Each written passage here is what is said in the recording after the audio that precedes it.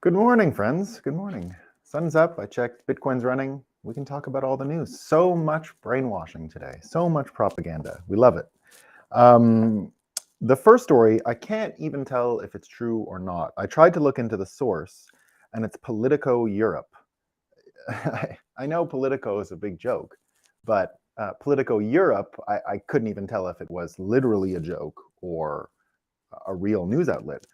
A little, I didn't have too much time to go into their background. They've been around for a similar amount of time as Politico. They've got real followers. The Estonian president is a follower. They got 300 and something thousand followers on Twitter, so I don't think it's a parody account. But nevertheless, they gave an award out yesterday to Vladimir Putin as the most green leader in Europe. And their explanation in their tweet was it took a war criminal to speed up Europe's green evolution. Vladimir Putin's brutal invasion of Ukraine has forced Europe to finally break its fossil fuel addiction. For this reason, he has topped our inaugural Politico Green 28 list. Something else. I see we forgot to take our sip of coffee. Pardon me. I was almost late today. I was not late, but I was a little behind. So, Putin wins an award. They mean it seriously. He seriously has won this award. I think. I can't tell. I said about 3 years ago, maybe around the time when Trump and the media was really on top of him, right? Anything he said would make the news, and anything he said was just automatic, maximum outrage. And what I said was, soon we won't be able to tell the difference between comedy and news. Because the way those really not funny late night people make the same joke night and night and night? Well, it had sort of bled into the normal news, and they were kind of saying the same things, except there was no punchline delivery, there was no laugh track, there was no applause sounding to a live audience as you have in the nighttime shows. And I said, pretty soon we're not going to be able to tell the difference between news and comedy. It's going to all look the same. And here we are with this story. I mean, pretty funny stuff. I don't think The Onion, and we're seeing that more and more, The Onion and the Babylon Bee, which I think is now much funnier than The Onion. The Babylon Bee has really taken over as the most satiric headline creator out there. How many times have you seen now these Babylon Bee headlines that actually turn into the real thing? So they did a whole series, about a year ago. Don't worry, inflation is good for you. Don't worry, the recession is good for you. And of course, we're actually seeing those headlines now. More and more, we're seeing these headlines where, oh, no, inflation's great. Maybe it is.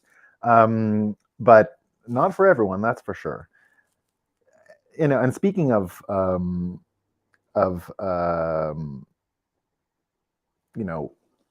awards and saving the earth and all that kind of stuff, we've got Elon Musk today, who's created the finest fragrance on earth, he says, Elon's Musk, and it's called Burnt Hair, and it's a perfume that is selling like crazy right now. And he even put a tweet out saying that asking people to buy his perfume so that he can buy Twitter, so that he can gain revenue from it in order to buy Twitter, which I think is really funny. And both of these stories, I mean, they might not look connected, but what they made me think of is something that I mentioned a little bit yesterday on Edward Bernays and group psychology. So we're going to talk about that a bit more today. What is group psychology? Where does it come from? Who is this Edward Bernays fella? So I'll give you just the Coles notes on Edward Bernays. I mentioned yesterday on the show that he was integral to the Eisenhower administration, and that he basically cultivated consumerism in America as part of a national defense strategy, that as long as America was the strongest consumer culture in the world, that it would also have the best military, because the infrastructure and the capacity to be a consumer culture could easily be ported over to create a war machine. And that was Eisenhower's reasoning, that you could actually disarm as long as you had a consumer population. And it looks like Bernays was along for that ride. But who is Bernays a little, just so you get a bit more of a sense of who he was. So first of all, he's Sigmund Freud's nephew and knew Sigmund Freud very well, and came from Vienna, was part of that whole world. And if you remember, one of Freud's important books was called Mass Psychology, Group Psychology. And Bernays sort of ran with that. So here's and then he moved to America and wrote a book called Propaganda. I'll get into a bit about what he did, with his books, but he wrote this book called Propaganda when it was still okay to use that word. It hadn't been tarnished by World War II yet, and it hadn't been used to explain the Holocaust. So at the time, propaganda was just another word in the modern world, and everyone thought it was fine to use, and he was a propagandist. One of his first successful campaigns was to get women to smoke cigarettes. And how did he do it? Well, he basically is the inventor of modern marketing, which is why I mentioned the Elon Musk story. This will freak you out. Do you know Elon Musk is not an engineer? He taught himself engineering. He's not an engineer, never was. He's really a marketer. He's a physicist at school. He went to school in Canada for a little while here, not far from Montreal, in a town called Kingston. And he went to Queen's University, which is, one of our better, it's like kind of like the Yale, I guess you could say, of Canada. And so he went there, but in physics, he was not an engineer. He taught himself in engineering, and that's how he became the head engineer at a spaceship company. So he's, not an engineer at all, but really people say he's a marketer. So he has this fragrance thing, it comes out. So how does this all tie in? Well, here's what Edward Bernays did. Edward Bernays knew that you don't advertise a product based on the product's attributes or something like that, right? There's a video that went around with Steve Jobs the past couple of days, which has been recycled. There's only so many Steve Jobs videos out there. So most of you might have seen it, or if you haven't, go check it out. It's Steve Jobs introducing the Think Different advertising campaign, which was an advertising campaign, the first one that he led when he retook control of Apple in the 1990s. And what he argued at the time was, you're not going to get anywhere pushing product by saying, oh, the RAM, oh, it's this much faster, oh, look at the qualities of performance, and all of that stuff wouldn't work. What you had to do was really let the customer know at an almost subconscious level what you're about, and it has to make sense. And in his idea, it was making creative people tooled up to be able to realize their vision. So the video of Think Different was just a series of people that had nothing to do with computers, but that he believed would have used a Mac in their time. So it's John Lennon, it's Einstein, all these folks. The idea in his preparatory notes, in his lead-in to the video, mentioned Nike. Nike never talks about the qualities of its shoes, the weight or anything like that. They just show pictures of athletes using them. They celebrate, champion athletes, and that was enough branding for people to know. So he just sort of copied that idea and went with Think Different, and here's all the people that think different, and they would have used Macs as this, Macs would have been their tool of choice. So a lot of this came from Edward Bernays. Here's what Edward Bernays did to get women to become smokers in the 1920s. So he knew right away, he didn't go like, how can I convince women to smoke cigarettes? Can I tell them it's this? Can I tell them that? No. He went and saw a psychologist and said, well, what do you think keeps women from smoking? And the psychologists, they did some surveys and they figured it out. It was that they looked licentious, they looked easy, they looked promiscuous, that it was because it was socially frowned upon for women to smoke in public. So in his mind, that's where his mandate came from. The tobacco company said, we want to increase revenues. How do we do it? He says, well, you got half the population right now that's afraid to smoke in public. How do we get over that? How do we make them consumers? Here's what he did. He called up the New York Times and said, there was a big parade. I forget which parade it was, Macy's Thanksgiving, Easter parade. There was a parade through New York City. And he said, there's going to be women at this parade, and they're going to light lamps of liberty. They're going to light lamps of liberty. And so he pumped up all these media folks. They didn't really know what it meant, but he said there's going to be a spectacle. Right? There's going to be a spectacle at this parade. So he gets the New York Times, he gets all the newspapers there. And right on cue, he had hired a bunch of beautiful women, all actresses, Broadway folks, anyone he could find that would fit the bill, put them in beautiful uniforms, outfits. They start in the parade, and right when they get to the media group that he had positioned, he knew where they were. He had arranged for them to be there. They were going to cover his. They were going to cover his big publicity stunt, which was the lamps of liberty. So when all these beautiful women got in front of the New York Times and the media, what did they do? They all lit cigarettes. Right? They didn't light lamps of liberty. They lit cigarettes, and the implication was you weren't free as a woman unless you smoked. Had nothing to do with making smoking, the taste is good, or it helps after work, or you can lose weight even, right? That's some marketing that came in later. None of that was there. They just said it's freedom. You're oppressed because you can't smoke. So instantly people said, that does look like freedom. I can be one of these people who parties and all the rest of it. So the New York Times covered it. Everyone covered it. They thought it was, they didn't understand what he had done, but all of a sudden, implicitly, subconsciously, everyone understood that because they were afraid to smoke in public, they felt limited, and he was removing that limitation, and in fact, going the opposite, saying it's great. He did the same thing with the pork industry. The pork industry came to him and said, we got to move more tonnage. What do we do? And he looked and he said, well, look, Americans, this is still the 1920s, 1930s. Americans ate a spare breakfast, a light breakfast, what we would call a continental breakfast on the continent of Europe. So maybe a roll, a bit of bread, a cup of coffee. It was not a big deal. What he did was he went to a doctor and said, I want you to survey other doctors. All you got to ask them is this: is a hearty breakfast better than a light breakfast? Is a hearty breakfast better than a light breakfast? This doctor went out and asked 500 people, and they got 400 and something responses. And from this day on, all the marketing you see, where 9 doctors out of 10 recommend this toothpaste or whatever it was, that's from him. He invented it. That day, the doctor said a hearty breakfast is better. Not even what's in a hearty breakfast, nothing to do with it. He just put a picture of bacon and eggs next to the recommendation from the doctors who said a hearty breakfast is great, and history was written, right? History was written from then on.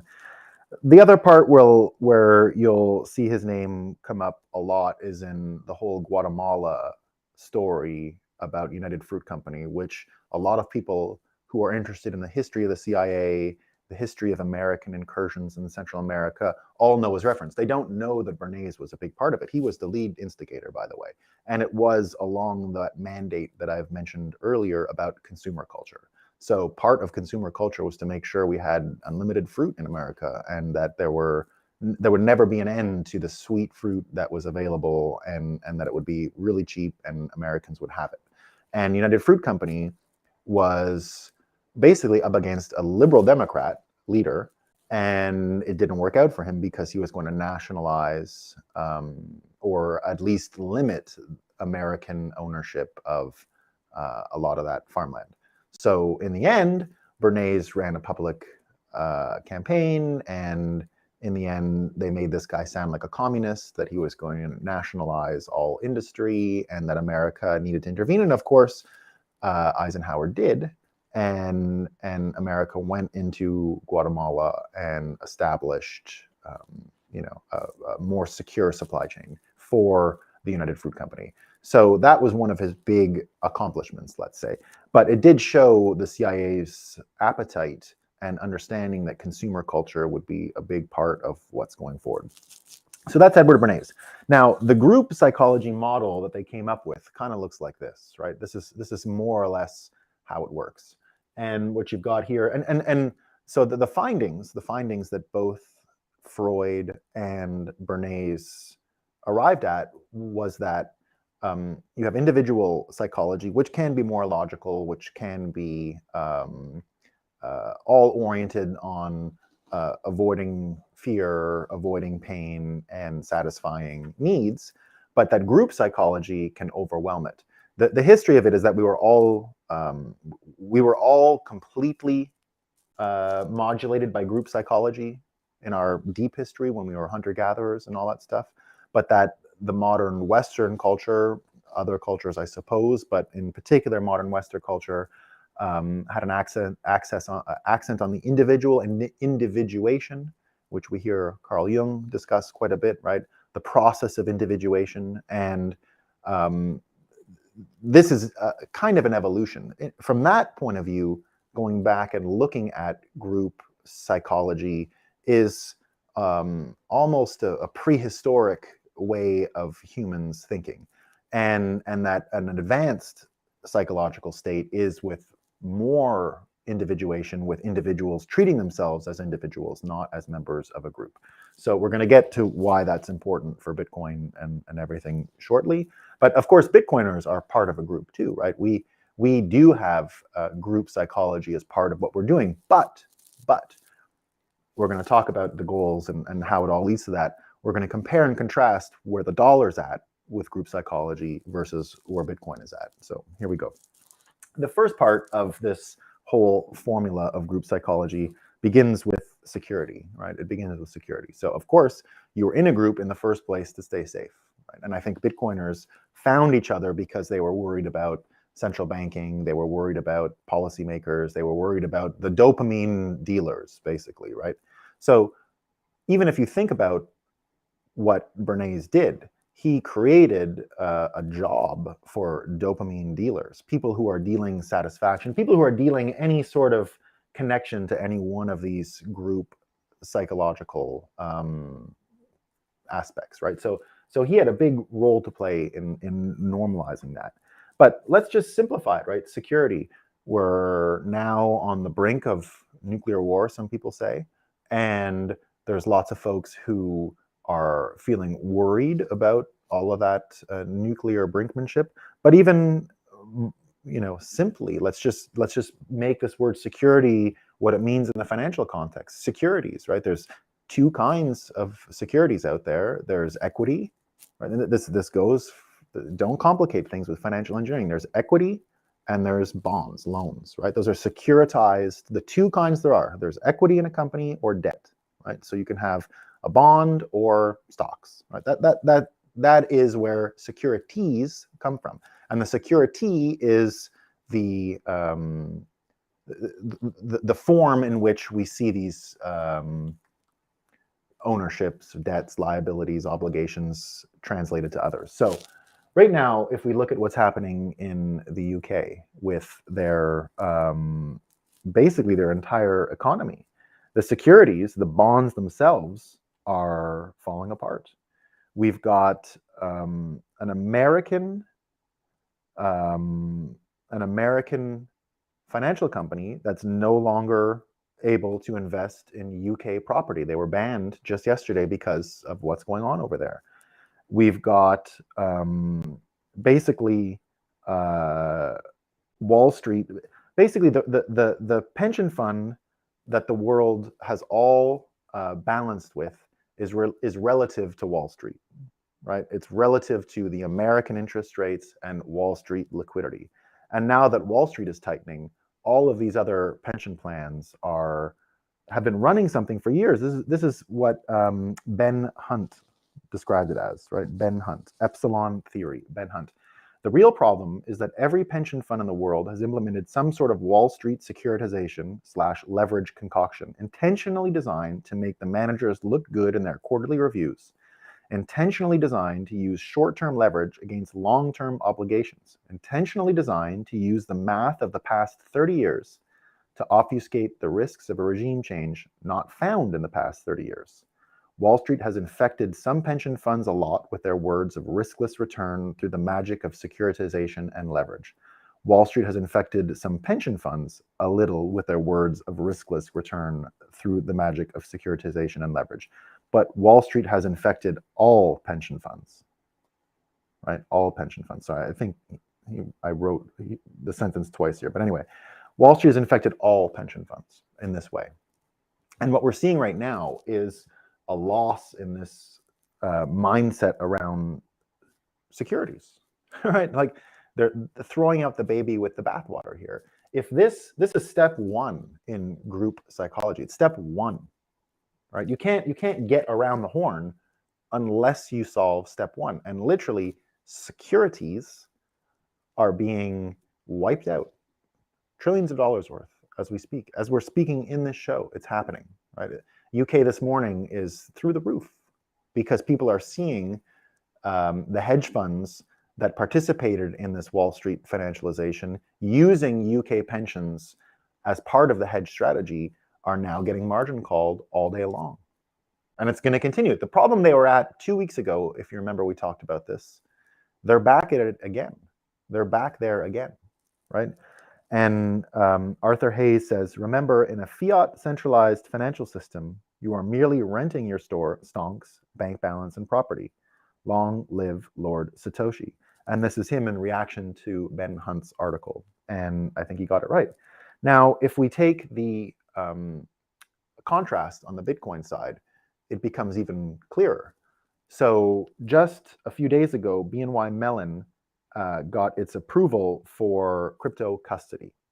The crypto banks, one of which I worked for quite a while, the Kraken Bank, we got the Wyoming license. We were very close to the Custodia Bank, the Caitlin Long outfit. And we talked about a lot of stuff because I was there when we got the bank license. I was there when we came up with our business plan to get the license. I was there when we internally designed our own business plan and how we're gonna, what is a Bitcoin bank and what do we do? And if you still see their product, the proof of reserves product, that was a product that I put a lot of time and attention and focus and tried to prioritize all the time in my bet that it would be the most important data point in the future. Because of course, if we do have hyper Bitcoinization, the exchange rate with the US dollar is no longer the number one data point. You know, when I worked with CoinDesk, that's how we made CoinDesk. We were the original reference price for Bitcoin, and people would just cite us all the time. The reference price in dollars for Bitcoin. We had the Bitcoin price index at CoinDesk. It was a simple average back then because there was no complicated way to make a price indice because the volumes were so low. So that's what made Bitcoin. That's what made CoinDesk. People, you know, mainstream media had to quote CoinDesk's price because they didn't have a reference for themselves, which is how I ended up doing a lot of mainstream media, because I would have to come and talk about the price that they were referencing, and that's how I got all kinds of these invites. So after I worked with CoinDesk, I worked on this thing in Wyoming, and Caitlin Long is now suing the Fed. She's suing the Fed. Why? Well, in the summer of 2020, when Brian Brooks was the head of the Office of the Controller of the Currency, he released a note saying that actually banks could just jump in. They could just jump in to Bitcoin custody. And we said, wait a minute, that's a good thing. That's a good thing, right? We're not asking for regulatory moats and all these folks. But what we said, and his logic was that banks have been in the safeguarding safety deposit box of keys for a long time. Like literally you can put a key in their safety deposit box. And he said, it's more or less the same thing. So we have the legal framework for it, maybe not the technical one, but he said we have the legal framework. Brian Brooks, of course, now head of FTX or Binance, or he went to some exchange. So, but he had come from Coinbase, got the job of at the Office of the Controller of the Currency, wrote the paper just before his mandate was over, and my instinct right away was what we're seeing happen to Caitlin right now was going to happen. I said, wait a minute. What this means is they can rush today to do the things that's taken us years to get approval for, and we're not even approved for today.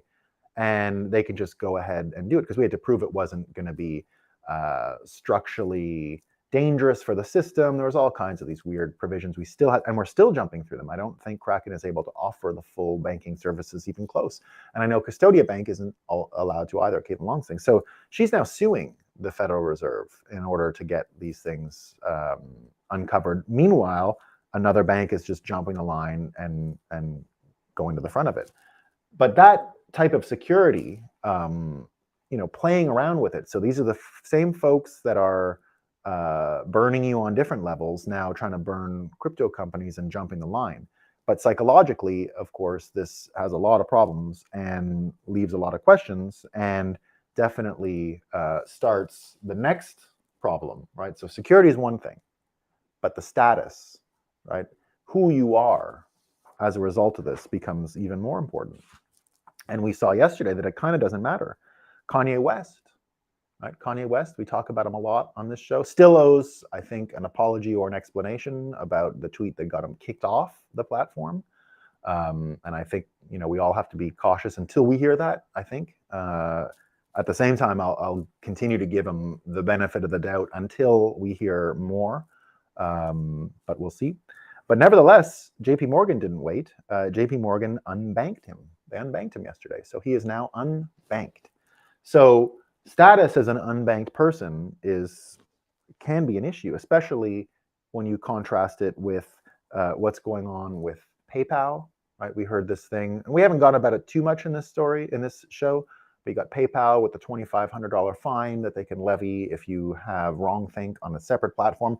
Now, my thoughts on this PayPal thing are a little more boring, I think, than what you're seeing out in Twitter and things like that. And even when the story broke, I talked more about David Sachs and the real PayPal mafia, not this other thing. And the reason I have is that I've seen big companies. To me, this was just a lawyer who is paid to worrying about all kinds of things. Lawyers will jam anything they can into a boilerplate contract. And that's what I see. I have no proof at all. I see a company trying to create a boilerplate contract, a listless, grotesquely large, full of credential status institution where nobody's really home and no one's really working to even get basic stuff done anymore, right? Everyone's sort of looking out for themselves, which you see in a lot of corporate bodies. So PayPal, I think, is just this case of a lawyer jamming everything in there. And then I bet you could trace all of this to one person's screw up. I bet if you forget the lawyer, whoever it went to in PayPal, who is of a certain authority to check these things, probably didn't, right? Who, even if it's your responsibility to read terms and conditions, actually reads them, right? I did diligence as a lawyer. I mean, I couldn't, my eyes crossed. This is me trying to read due diligence terms and service references. I mean, I can't read a phone book, right? It's a phone book. It's written like a phone book. It's unreadable. So even if it is someone's job, and usually it's not the person's job who could even have the skills to do that. Usually it's some, head of compliance or whatever, and they haven't read this stuff in years. They're C-suite, man. They're chilling. They're not due diligence on the actual terms of service. But in this case, I think that's all that happened. I think PayPal simply screwed up on an individual level. Now, their ability to claw it back and fix it is terrible, right? I think they're done. I think this is the end of them. That's my opinion. I'm not sure if I'm right, but I can't see them coming back. They had a chance to come back from this if they would have fired that person day one, said we're never going to do that. There's a million options for them. But I think they're just going to keep bleeding now because they've bungled the whole thing so badly. But nevertheless, it's part of that whole, you're just a user of our platform. We can do whatever we want to. You're low status. Who cares, right? Like Kanye West, right? Just low status. Meanwhile, on the Bitcoin world, we focus on plebs, right? That's kind of a way to contrast with the culture of credentialism and all of these folks saying, well, I'm a doctor, I'm a this, I'm a that, right? So I'm an expert, right? I'm an expert. We'll get more into experts in a second, but that's why Bitcoiners focus on status being not something that's braggadocious and not something that you have to, not something that you can use to make someone else feel like they should have to listen to you or that you're the boss of them, right? That's one of the big differences. So status right away is already changing, right? They screwed up the security piece, right? We're almost at war, debanking people. The actual securities themselves are now becoming useless because they're all relative to the dollar, which is, right, it's got troubles. Status, right? You don't get status now from playing the game with these folks. It's sort of going away. What about self-esteem, right? What about self-esteem? Well, how about this? Yesterday, the Daily Mail came out with a headline on the thumbs up emoji, right? The thumbs up emoji, that Gen Z people feel attacked whenever they see people use the thumbs up, that it's passive aggressive, that it's like, oh, yo, you know, and all kinds of people obviously slamming the Daily Mail. Someone, you know, Ansem on Twitter says softest generation in history. And so what do we have here, right? What do we have here? Well, self-esteem is something that you can use to not get insulted, not take things personally. You're strong enough so that you can withstand criticism, you can withstand negative feedback, positive feedback, critical feedback, right? Is any of that happening here, right? Well, in a certain case, it happens too much. Look at this story. Sarah Rao. Now, she's a real, how can I say it, like a grievance dopamine dealer. She's in all of the racist, you're a racist, and you know, you owe, and critical race theory, and all that kind of stuff, right? So she has a book coming out. We are 3 weeks out from the publication of White Women, Everything You Already Know About Your Own Racism and How to Do Better, right? And so Michael Malice says, this is going to be a must, right? You got to read this book. And it's hilarious. But really what she's saying is, and this is, you know, what I'm saying right now about critical race theory is not, oh, one second. What I'm saying about critical race theory is not whether it's right or wrong, right? We're not saying that. It could very well be right. I think a lot of the things around it look sort of accurate. I haven't studied it too much. The problem with critical race theory is that it divides people into two camps, and that's why it's not a good frame to use, but she doesn't mind. You're either a victim or you're an asshole, right? Your status is you're a jerk. You're a jerk. No matter how you look at it, you're a jerk, right? There's nothing you can do about it. It's like, be a jerk and hope someone is able to tell you you're not a jerk. So it's people literally lining up to be called names and to be put down, right? Who would do that? Well, people who don't have a lot of self-esteem, right? Meanwhile, you've got Bitcoiners who remind us always as a slogan, stay humble, right? Stay humble. If you stay humble, you're not going to be, it's going to be very difficult to have the kind of feedback that would hurt you, right? If you stay humble, that's why it's there. That's why stay humble and stack sats is such a big idea. It sounds like a small idea, but it's a big idea, right? Because if you don't have that, you'll fall right off the wheel here, right? If you don't have that protection against people like Sarah Rao telling you that you're an asshole if you don't read this book or do these things or whip yourself or give yourself some lashings, right? This is again the saturation of politics in our daily life, the same way religion once saturated our daily life. It's the same thing, right? There's no difference. So self-esteem, a big thing. So from security to status to self-esteem, we get to affiliation, right? Affiliation.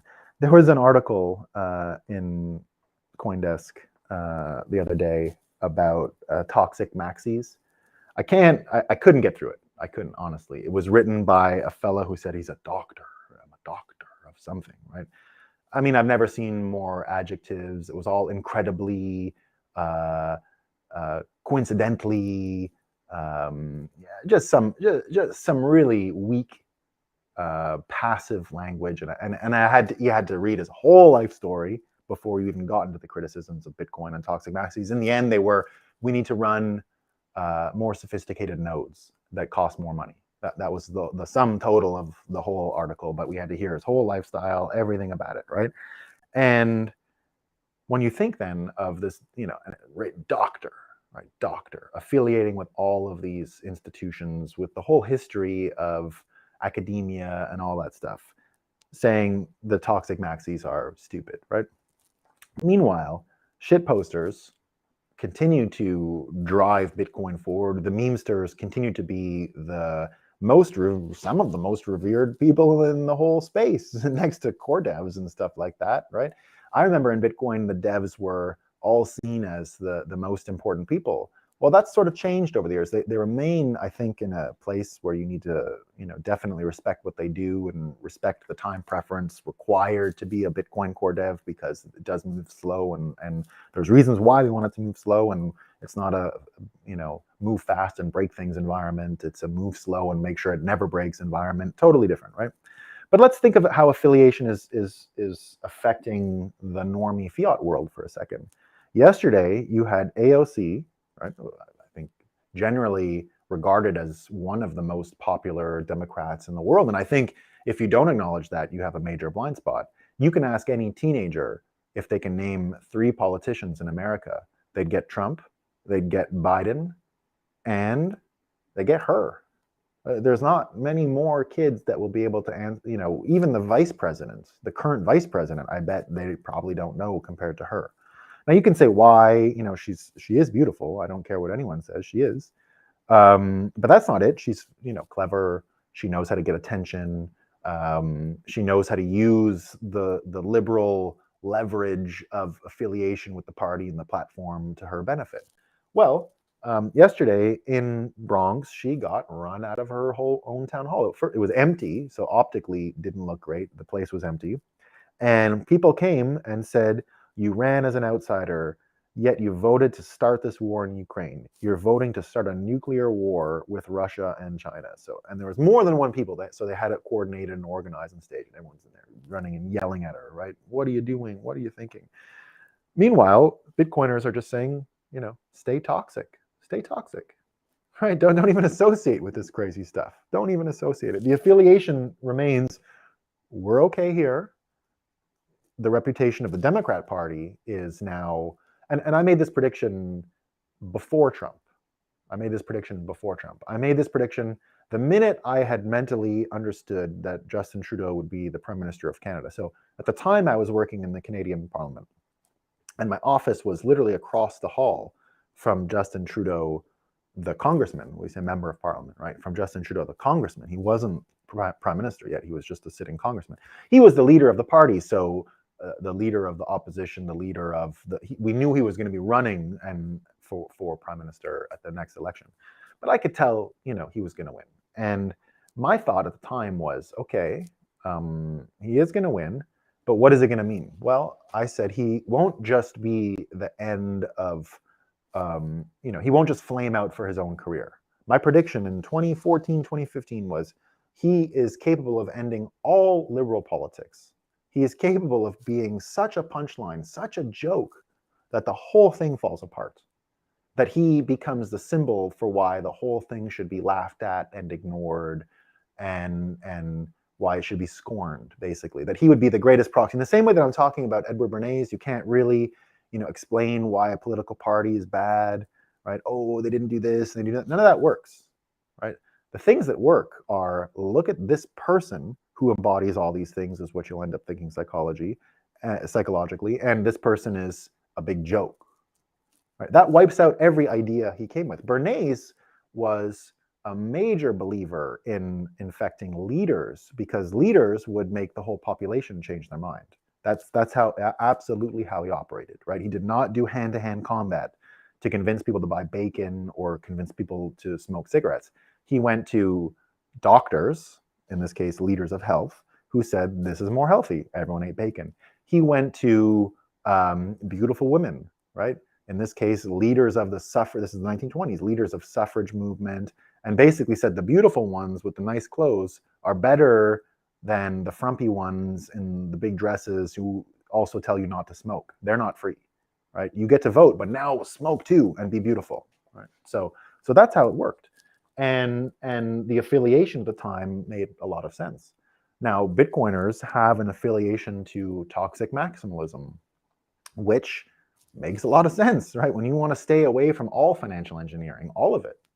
If you believe that the financial engineering here has led to a cascade of breakdown in status, self-esteem, the usefulness of affiliation of your group, and we'll get into the other factors coming up, but right away you'll say, I don't want anything to do with that, right? I want to get out of that business. So that's what's going on, right? That's the affiliation part. Now, power, right? Well, this is one of the most obvious ones, because Europe is just simply out of power. They have none.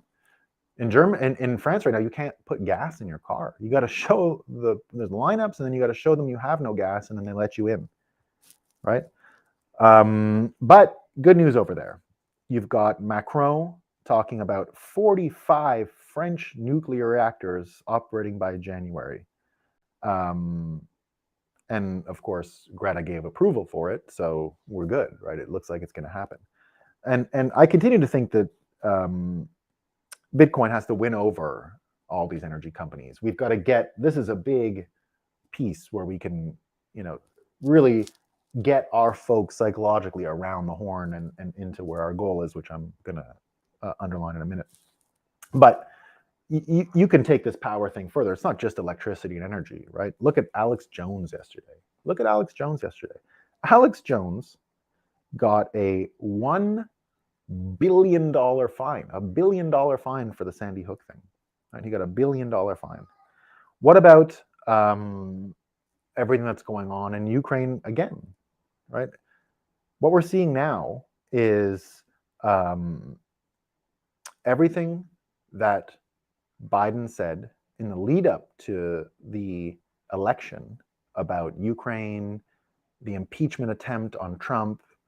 Do you remember what the impeachment attempt in 2020 was about? Well, here it is. This is Miles Sutter. It's possible. Wait, what exactly happened with that impeachment, Trump and Ukraine situation right before COVID is a perfectly logical question to ask given our current situation, without the MSM ever bringing it up. He says, remember when Joe Biden bragged about the exact thing they tried to impeach Trump for, but way worse? All while his son collected money from the corrupt oil company he was on the board of for no reason, and media censored it for no reason. And now we're going to war with Russia for no reason, right? Trump was impeached over the quid pro quo. Remember that quid pro quo that everyone's going on, quid pro quo? He was impeached over that, right? Biden admitted to CNN that he's threatening Saudi Arabia with arms shipments if they don't give him what he wants. So in the end, it really just is about power and leverage over folks. And that power looks misused. It looks misused to the point where none of these people have much credibility to wield that power anymore. The Alex Jones case is in there, very, very similar, right? Finally, we come to the end here. Goal. What's the goal of these two systems? Well, as I mentioned at the beginning with Edward Bernays, it really was national security secured through consumer culture. So the goal really was consumer culture, because again, a strong consumer culture could be easily ported over to create a war machine if needed. So it wasn't a bad idea. If you're coming out of World War II and your lessons are that media, the industrial war machine / consumer culture, and government could create a trifecta that would lead to a better modern world, you were accurate if that's what you believed in 1940, whatever, right? If you looked at Nazi Germany and said, well, the Jewish thing was terrible, but everything else they got, minus the attacking their neighbors, but just the collusion between media, the propagandists, the industrial machine, and government, which is literally the definition of fascism, by the way, right? That corporate interests mixing with government interests, mixing with propaganda interests, can create this circle. Well, you were right, if you're an American, to want to copy that system, because no other system had delivered a quality of life in such a short time to such a large amount of people as the German system did after the Weimar Republic, after World War I, and so forth. So if you looked at what they were doing and said, that works, you were right. Except these things run out of energy. They run out of gas, right? Literally run out of gas. So here we are with the goal being consumer culture. Now contrast that with Bitcoiners, right? Bitcoiners, the goal is, of course, wealth, maybe. But what I see more is individuation, right? Becoming what Jung said was the most important task we have, which is to sort of confront our shadow, overcome it, and continuously evolve. Even the Jesus Christ resurrection story is actually the story of our life every couple of years. That's how it could be interpreted and maybe should be interpreted, right? Every couple of years, you should almost kill yourself. I don't mean suicide at all, right? I mean what you do, your self-identity, your all those things. You know, I've changed careers a bunch of times in my life, not because I was forced to, not because a thing didn't work. I was successful at every stage of these careers, but my interests and my yearnings changed, and I always going through this process of individuation and evolution and things like that. So you do your best and you grow, right? So in the end, it becomes consumption versus what we can think of as wealth accumulation, but as more wealth in order to have the process of individuation, which goes back to what I was saying at the very start, where you know, these group mentalities. Anytime you're working in one of these groups and groups are used, Bernays knew you could use group psychology to pit people against each other. This was clear to him and very obvious, very obvious. So even if you look at all of this new attention on, not even new attention, but everyone trying to get you to associate with a racial group, a sexual gender group, and all this stuff, it's natural that all of these groups are now fighting, right? Because everyone is getting spun, right? He is Edward Bernays was called the grandfather of spin, or the father of spin, or whatever, right? He's a spin doctor, and people have been spun around so much they can't tell up from down, right from wrong, or anything. Washington, D.C. itself is so spun, it's not even in the realm of reality anymore. It is spun into space compared to what normal people think. And that distance, that space between, is the opportunity for Bitcoin. So even look at, you know, again, the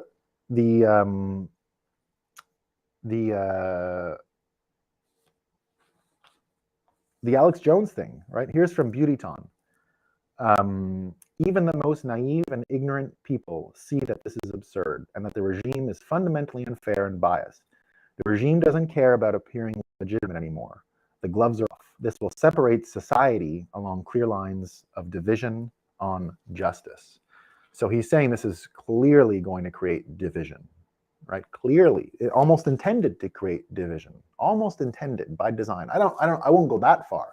I think that the work is already done, that you get what you want without even people realizing that's their intention. That's what this kind of manipulation produces, right? So, but here, when I contrast consumer culture with what HODL culture and Bitcoiners are doing and all these things, it's like I said with the Bernays thing, it's a regression. To go from a society that created individuation, to go from the Kantian or the Jungian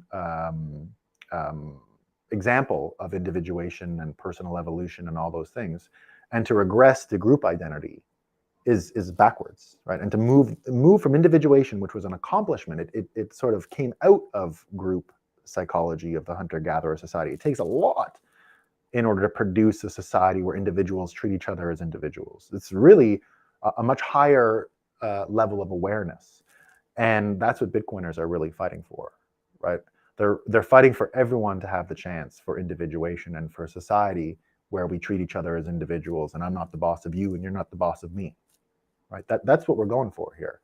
And it's very different than consumer culture. And so the goals are savings for that reason versus consumer culture, right? Those are the goals. All right, let's see what we got in the chats here. Morning, team. Hey, Justin. Hey, Rukshan. Cool name, man. I don't know how to pronounce it. Sorry about that. Quite the leap they make here. There. Let me see what leap he's probably talking about. Oh, yeah, probably the Putin winning the environment award. We love that one. It's the best. He needs more awards. Audio innovation. Morning, lads. Morning. Who says? One of my favorite tweets about yesterday. In all the years I've been championing the idea of banking the unbanked, I didn't think that would mean Kanye, but here we are. Yeah, isn't it perfect? Isn't it perfect? All right, PayPal has banned a Hong Kong pro-democracy group, but the masses will dismiss that as irrelevant to the terms of service mix-up. Yeah, PayPal is not a good force. I just want to say, though, I just don't think they're smart enough to come up with a scheme to slide CBDCs in. I'm sure there's someone there who would do it, who wants it. I'm commenting on competency. Right? I'm commenting on competency. Oh, October CPI came in at 8.2. Was that higher or lower than they had projected? Are we higher and lower? I believe I wasn't on the lookout for it because I didn't see any persuasion, any massaging happening by the White House. So I figured the numbers would be pretty normal. But I could be wrong. I could be wrong. Audio Innovation, Nolan. How do you think the UK financial situation is going to play out? Oh, 0.1% higher. Yeah, that's why we didn't see any of the stuff, right? That's why you didn't see any worrying beforehand. It's pretty much what they said. I mean, that's a rounding error, I think. But I don't think they could have gotten it wrong. I think they would have fudged the data no matter what. So they were going to be on target. It's not what it is. So I got to read the question again. Nolan, how do you think the UK financial situation is going to play out in the near term? We are under their currency here in Northern Ireland. Yeah. Well, I think you guys have a chance. In Northern Ireland, don't you guys have? I've seen it before. I've seen Dutch kronas denominated in a Dutch krona issued by a UK bank. What was it again? You guys have the banks that issue money there, though, is what I guess what I'm getting at. Like Hong Kong. Like Hong Kong doesn't have a central money dealer. They've got a 7-to-1 USD pegged stable coin that is issued by the private banks in its specie. The currency is issued by HSBC, Standard Charter, and the bills are different. They're the same color, but they have the markings of the bank that issued them. It used to be that way in Canada. And I've seen it in Northern Ireland, if I'm not mistaken. I mean, how do I think it's going to work out? I think you're in big trouble, guys. I think UK is going to have to move back to being what it ought to have been, a pirate island for money laundering, because they're going to have to get money back on the island. They can't make anything anymore. They had financial services there. Even Ireland. I mean, what is Ireland now except for a tax-free address dealer, right? They deal addresses to American companies because we don't want to repatriate our money.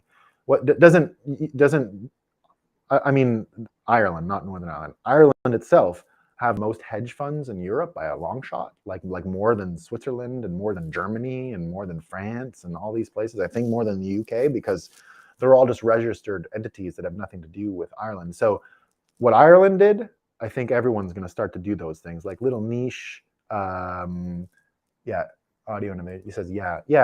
I think they're going to end up doing like the kind of stuff Ireland's been doing for a long time, which is good. I mean, you want to be back there, right? You want to be back in a place where even Wales, even the Isle of Man, doesn't the Isle of Man have some kind of Bitcoin thing going on there too? Like, I think all these little kingdoms are the future for the UK. And because they can exercise sovereignty, they're closer to sovereignty if they get it right. And the EU thing is even more, as long, you did the right thing, I think, looking at it in hindsight now, to get out of the EU, because you're not going to have to wait around for their policies. Europeans are on their own for this, and I think the UK can figure out its own stuff. I do imagine the bonds of it's not really a federation, but the bonds might get loosened a little more. But remember, the whole thing is just it's just a psychological space. It can move. Yeah, all in Dublin, he says about the hedge funds and all that. Yeah, Dublin's like a crazy expensive place to live because of them and all that stuff. So I think that the financial, everything that moved to Ireland, you're going to see similar provisions. It's not to attract hedge funds. I don't think that's going to continue. But it will be to attract basically the people looking to launder money. I mean, so what, right? It looks like that's what's got to happen. So I think all of those places can be sort of sovereign places, and they're going to have to do what we need them to do, which is attract us, right? We need all these places to start to become more attractive. What I just saw in Lisbon or in Portugal is a step backwards, right? It looked like they rugged all of the crypto people. And I went there in the early days to do some liquidating tax-free early, 2017 or something like that. And it was great. Like, everyone was showing up. It wasn't even planned. You just, there's more, people. And that you knew, right? And it was good. All right, team. We're going to see you tomorrow at the same time. Thanks for coming. I appreciate it. As always, everyone.